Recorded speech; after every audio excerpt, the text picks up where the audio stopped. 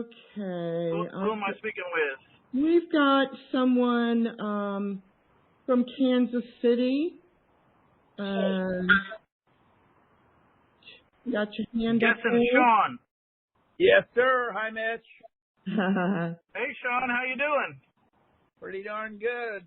Survived the cold weather back there. I'm back in Vegas thawing out at the moment. But I do have a question. I ran across a seller who's got a 12-unit apartment building, really not my area, of course, but he's willing to seller finance, so it kind of got my interest peaked a bit. But what I'm not able to do is really get good comparable data, closed comps, and I don't know where I might go seek that information. I mean, I've got income from the seller, current rent, and so I've kind of backed into a net income number based on using just a 40% cost for expenses, taxes, vacancies, marketing, et cetera, but trying to come up with some valuation on cap rate, so forth. So do you have any resource you could direct me to, or I could get closed comps on multifamily? Well, does it MLS. Does it have a net operating? What's the net operating income after you take out all the expenses and add up all the income? Yeah, it's $4,560 using my 40% expense load. So gross rents are $7,600 on 12 units. So it's $48,000 a year, right? Potential income. Expense. Well, I'm sorry. Let me just back it. So gross rent $7,600. I'm using the $3,000 for expense load, so I've got a net income of right around $4,600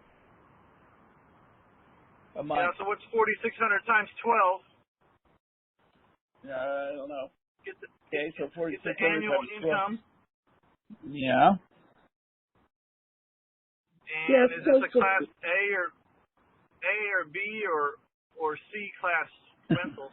Well, it's definitely not A. It's probably a stretch to push it to a B. So it's let's call it B minus C plus, and that's probably being generous. So what's the annual income? It is net income is $4,600 after expenses. Gross is $7,600. Yeah, per month. No, I'm trying to get the annual net income. Oh, annual. Oh, sorry, I didn't finish. So it's $55,200.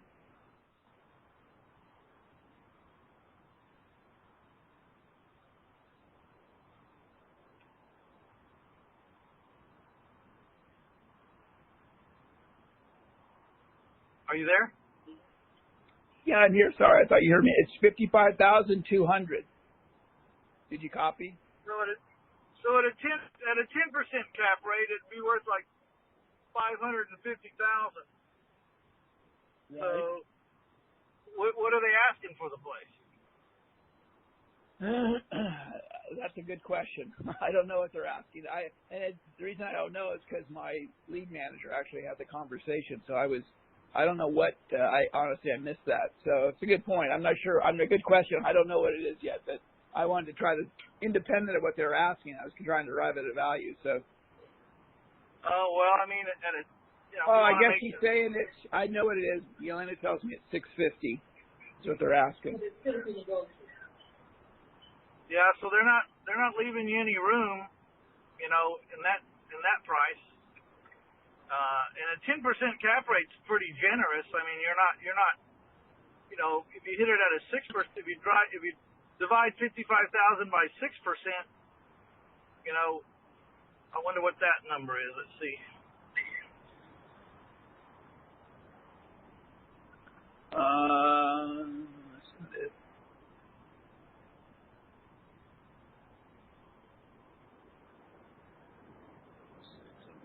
At a 6% cap rate, it puts it at $916,000. So the question is, what cap rate do you use for a Class B apartment complex around there? So if you can get away with a 6% cap rate, then it's worth like $900,000. 916 is what I got. And so somewhere between 6 and 10% cap rate. The question is, what kind of cap rates are they using for that in that area for that level of apartment complex? So that means I need to go to the broker community or somewhere to find out what the going cap rate is, I guess, huh? Yeah. Okay. Yeah, you got to find out what cap rate are things selling at, because they might have a lot of cap rates for sale that they haven't sold yet. Yeah. Right. Gotcha. Okay. Well, my kid's an industrial broker, and I'm trying to squeeze her for some help, but I haven't heard from her yet today. So I thought I'll float this by you. I still need to get some data source where I can get that market information. I just don't readily have it. There's still the question of what kind of condition is it in and what kind of repairs are there necessary, because if it still has a lot of deferred maintenance, that's another issue. Yes, so, I agree. Yep, I copy that. I receipt for that point. So I've got more work to do. So okay. All right. Well, the other thing is you could try to tie it up with a 60-day due diligence or something, and go and take some time while you got it tied up, waiting to go through all the apartments. You could be doing your due diligence at the same time, for all these other things, and at least take them off the market at some price. You can always renegotiate when you figure out all the deferred maintenance and everything. So, right. Okay. Yeah. And good idea. Good point. If it's not something you want to keep, you just wholesale that thing out. You don't want to be in the apartment business. If you do want to be in the apartment business, then that's a different scenario. But do you want to be in the apartment business or no? No, I have not aspired to do it. At this juncture at this stage in life, or this point in my career development, I'm not interested in having multiple asset classes and trying to learn all of them at the same time. So no, not at all. Like I said, the only thing that really intrigued me was that he was willing to carry back first. So I thought, well, I don't have to use all my money. So let's see what, let me do my due diligence and see if there's a deal that can be struck that makes sense for me. And at that point, I suppose I don't really care. I suppose if I'm not going to keep it, whether he's willing to carry back or not, if I just going to flip the thing. Okay, well, no, it does matter. If he wants to carry it at a 3 or 4 or 5% interest rate, you could sign it up and make sure that the note to you is wrappable, which means you can sell it to someone else and don't have to pay them off, and you put it a substitution of collateral clause, and if someone wants to pay cash for it, you could move that loan to some other assets. The only problem is the substitution of collateral clause reads that you could substitute the collateral provided that the collateral is worth the same amount as the asset you're replacing, and the potential cash flow of the assets that you're replacing are the same as the cash flow of the apartment complex, and that could be kind of tricky. You'd have to have a lot of assets, so you'd have to have some big assets free and clear to substitute, and that might be a bit of a stretch.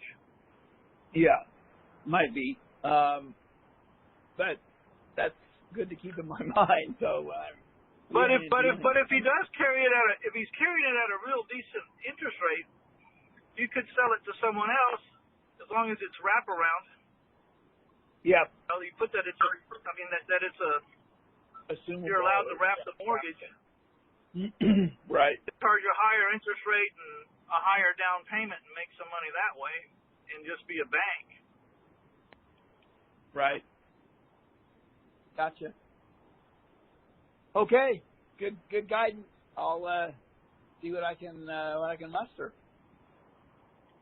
Yeah, I'd be interested to know what he wants to carry, how much he wants down, and what he wants to carry the balance at. Right. And how many years, what interest rate, and if he's interested in making it wrappable, it might be an easy sale at that point. Even if you don't make a ton of money, you can make some money. You just got Right. your down payment out there. That's the other big question. What does he want down? So a lot of questions still to be answered on that one. Very true. Very true. Okay. Very good. All right. Well, thanks for chiming in. Thanks for your help.